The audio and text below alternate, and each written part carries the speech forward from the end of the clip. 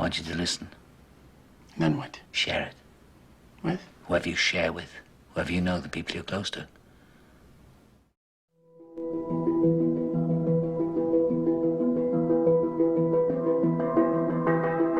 Tonight's talk is consciousness, creativity, and the brain. And if you have a golf ball-sized consciousness, when you read a book, you'll have a golf ball-sized understanding. When you look out, a golf ball-sized awareness. And when you wake up in the morning, a golf ball-sized wakefulness. But if you could expand that consciousness, then you read the book, more understanding. You look out, more awareness, and when you wake up, more wakefulness. It's consciousness. And there's an ocean of pure, vibrant consciousness inside each one of us.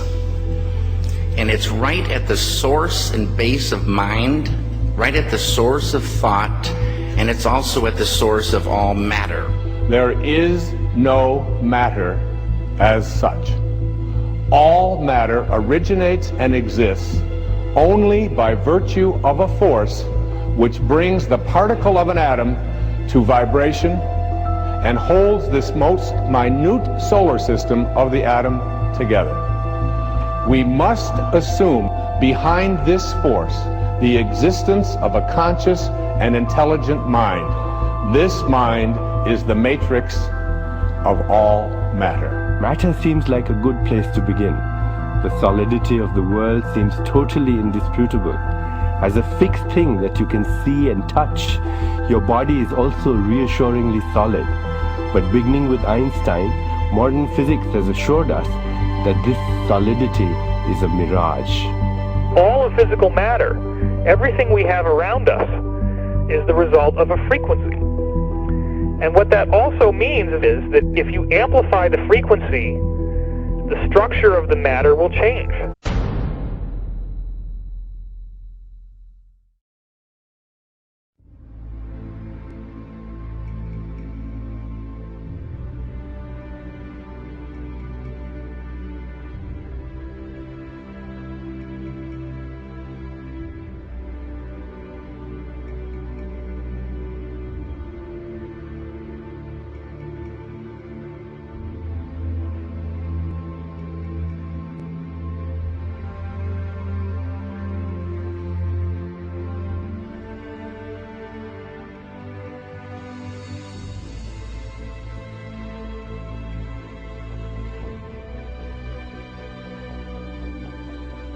The film you're about to see has no characters, it has no people.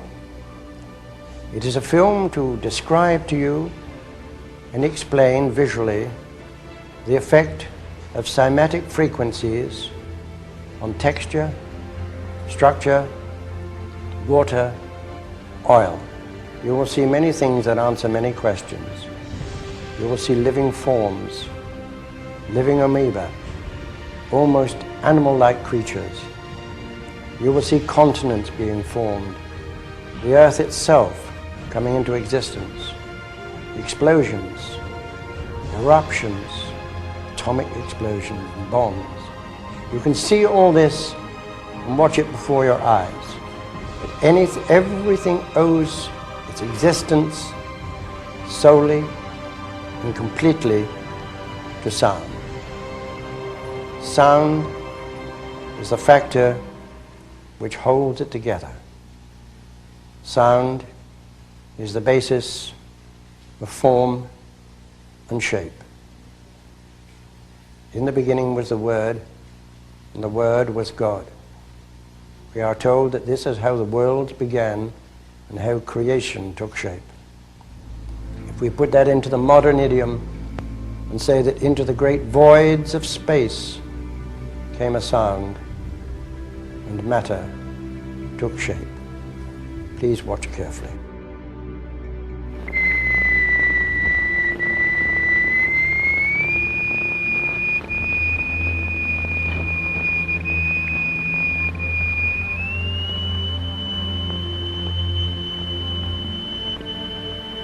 We can also use different shapes of plate.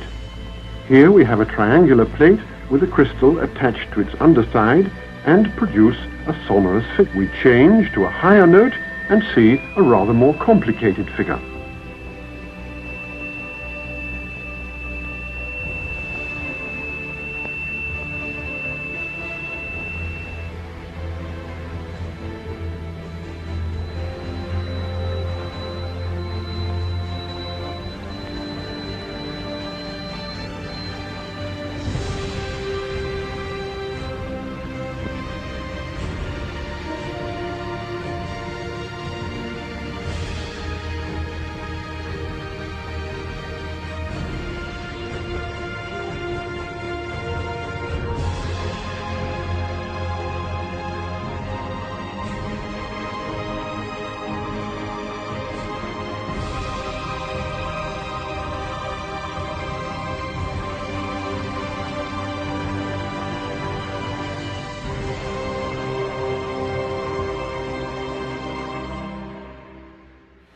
We use sand and lycopodium. The lycopodium moves to the center of the fields and takes up circular shapes. The sand forms the lines. Each material has its own special way of behaving.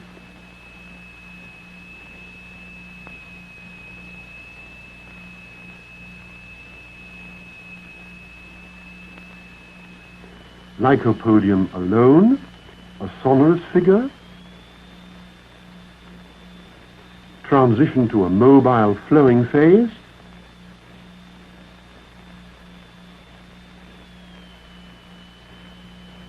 and back again to the figure.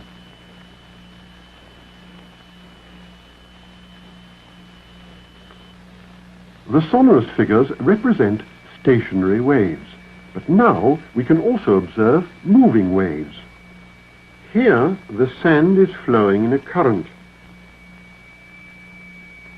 What is it that drives the rotational effect in our galaxies? What is it that drives the rotation of the planets? What is it that drives and impacts the rotation of Earth? In vibrating glycerin, we see continuous waves which form the queerest figures.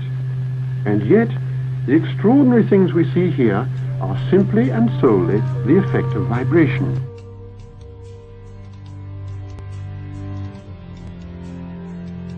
Now, what we've seen up until now are single signals, single frequencies projected into matter. And what you're seeing here now are interference patterns of two or more frequencies resulting in a pulse. The pulse of the human heart, the pulse that drives the blood through the veins in your bodies. What is your heart responding to? Where does that pulse come from?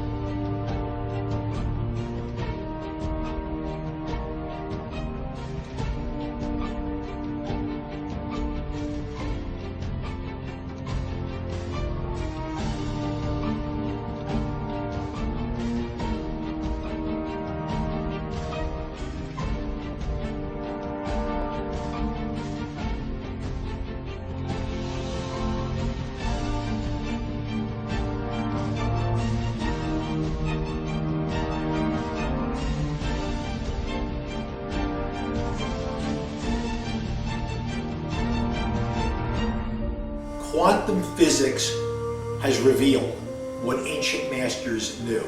Matter does not exist. The concept of substance arose from the philosophy of Aristotle, and from that concept came science's conception of matter. The fact of the matter is that the substance of the universe is consciousness. Belief that the substance of the universe is matter leads to what I call a fear-greed dichotomy, as people in their quiet desperation attempt to accumulate as many material possessions and riches as possible. In fact, the substance of the universe is consciousness. Therefore, it is behavior that is important.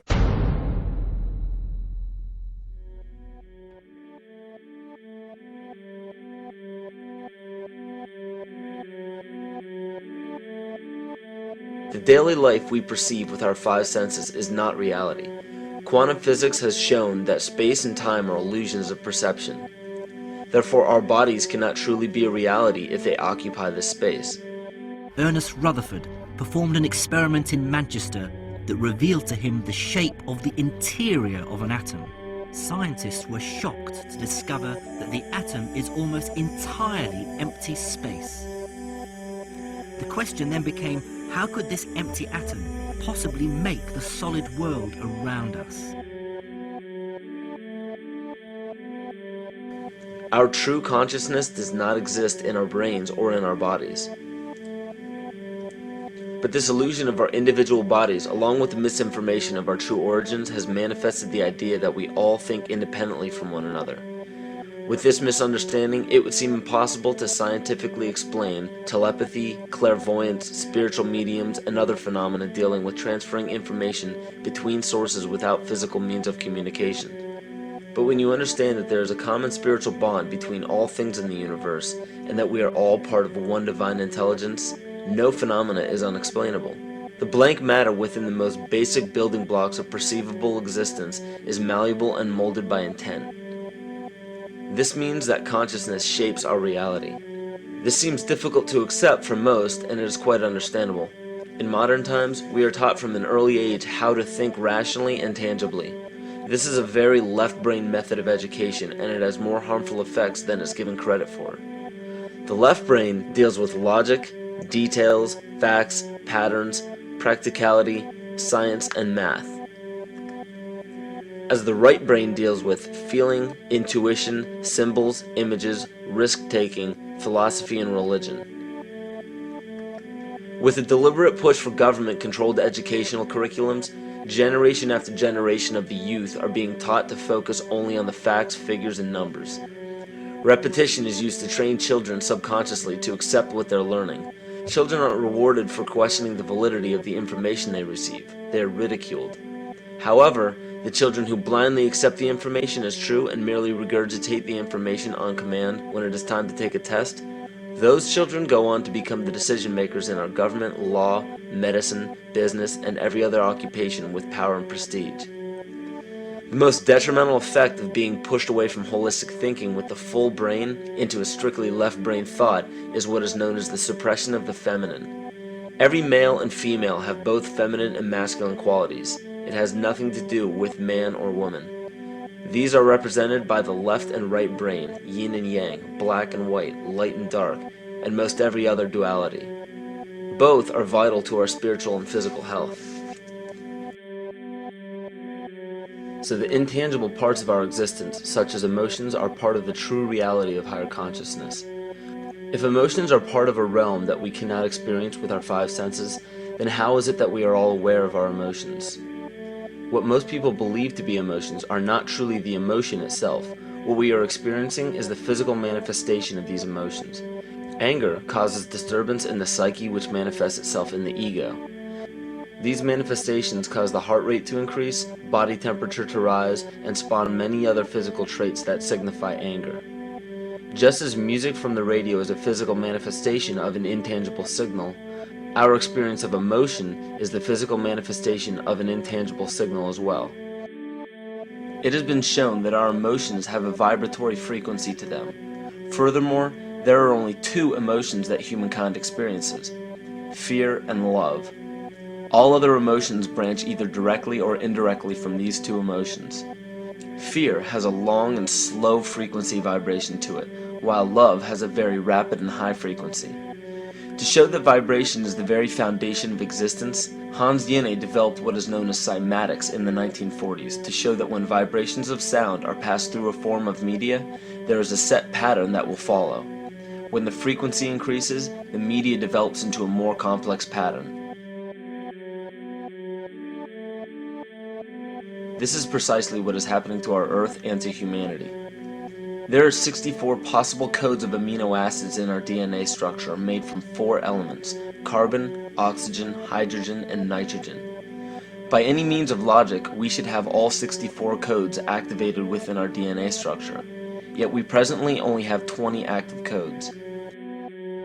And of these 64 possibilities, it appears that only 20 of these codes are turned on right now for us, the 20 amino acids. There is a switch that turns off and turns on where those coding sites lie, and that the switch for that turning off and turning on is what we call emotion. And this is the first time that we've ever seen the patterns of emotion directly physically linked to human genetic material. Well, fear is a long, slow wave of emotion. So this wave of fear is a long, slow wave and touches relatively few sites on this DNA. So an individual living in fear is limited to the number of antennae that they have available to them, whereas an individual living in the pattern of love, this is love in DNA, you can see it's a higher frequency, shorter wavelength. We have many more potential sites for coding along that genetic pattern. This information, this is amazing. This is the first time we've ever had a hard digital link between emotion and genetics. This is important to understand because another researcher named Vladimir Popanov measured tiny particles of light called photons inside a vacuum tube. The photons were scattered as expected. A sample of DNA was then entered into the vacuum tube and they measured the photons again. They found that the particles of light aligned themselves along the axis of the DNA. Then, as they removed the DNA sample, the photons remained aligned to the same form of the DNA even though no DNA was present. This is what is known as the phantom DNA experiment. Science has now bridged a very important gap between physical and ethereal, or spiritual. Our emotions directly affect the structure of our DNA, which directly shapes the physical world we experience every day. So the messages left by the ancients that we've explained here were more than just prophecies about a one-world government or a new world order. We now understand why the study of the heavenly bodies were so important. The rotation and orbit of all that makes up our universe serves as a clock to map changes and transitions. This helped the ancients understand that the change of the heavenly bodies were a mirror to the changes of all existence. Ron Sakeley, Department Chairman, Chemistry, University of California, Berkeley, showed that DNA acts as an antenna for cellular upregulation. The primary function they taught us about what DNA is about, it's a receiver and transmitter of photons, light and phonon sound. For what? Cellular upregulation, meaning that they're water molecules, the pyramid power around the DNA spiral energizing strands are taking in the spiritual energy of love vibrations and then sending it out for manifesting, precipitating in a quantum field, the physical matter of the body. These are hertz, frequencies, or cycles per second that the musicians can retune their instruments to play and experiment with. Why? Again, these are the Creator's musical scale, the original solfeggio, buried for 3,000 years in the Bible. So the ancient priests who knew how to levitate the huge stones for the building of the pyramids and the Masonic knowledge that predated ancient Egypt, the ability to have this information, these frequencies, serve the function of creation, destruction, and miracles on behalf of the empowered people who had access to this knowledge. I say that because of this metaphor.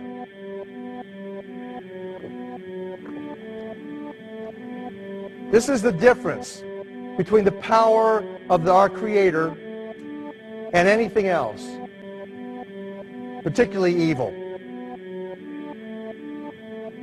That you can go into a pitch black room full of evil, full of darkness, and light a little candle, and instantly that darkness flees. But you can't do the opposite. You can't go into a well-lit room full of truth and wisdom and righteousness and joy and health and harmony with the universal power. And you can't take any amount of darkness and go into that well-lit room and have any effect whatsoever. That is the metaphor which I frequently think of when I think that I'm not empowered. It is the greatest lesson for me, and I think for everybody else, to know that we're on the winning side and that we win in the end. As you are watching this, understand that it is not a fight to be fought. It is not a war to be waged. No gun rights have to be exercised. Not a finger has to be lifted. Most people wonder how one person can make a difference. They ask that if all this is so simple and this information is available, why hasn't someone else conquered their fears and changed the world for everyone else? This is the most difficult and beautiful conundrum to our lives. Your reality affects you and only you. Your curiosity has led you to this genre of information to serve a very specific purpose in your life.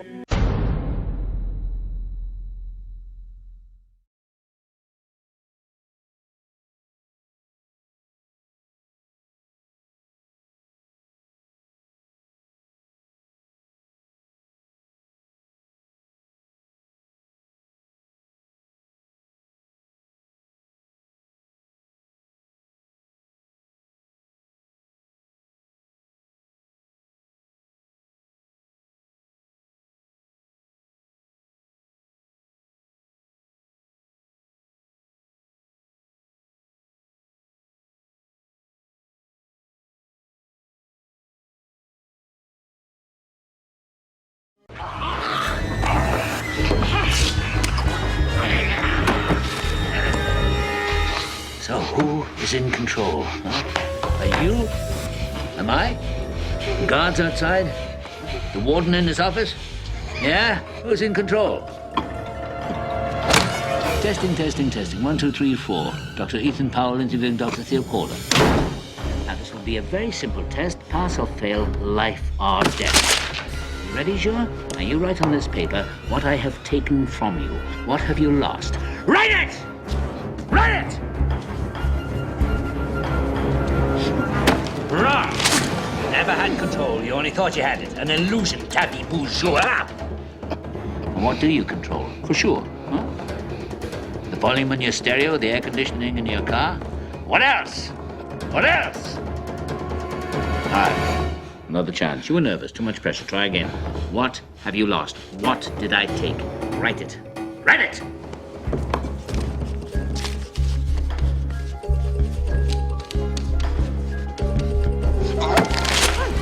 You're a fool, Juha. Do you think you were free? Where were you going at 2 o'clock today? Into the gym, right? In the morning, your wake-up call. In the middle of the night, when you wake up sweating with your heart pounding. What is it that has you all tied up, Juha? Tied up in little knots? Is it ambition? Yeah. You're no mystery to me, boy. I used to be you.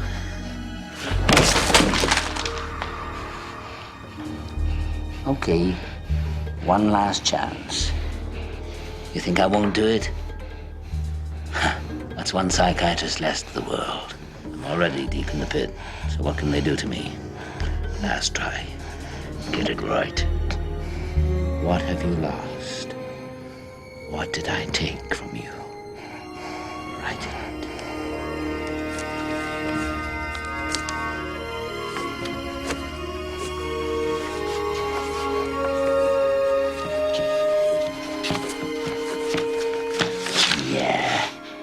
Congratulations.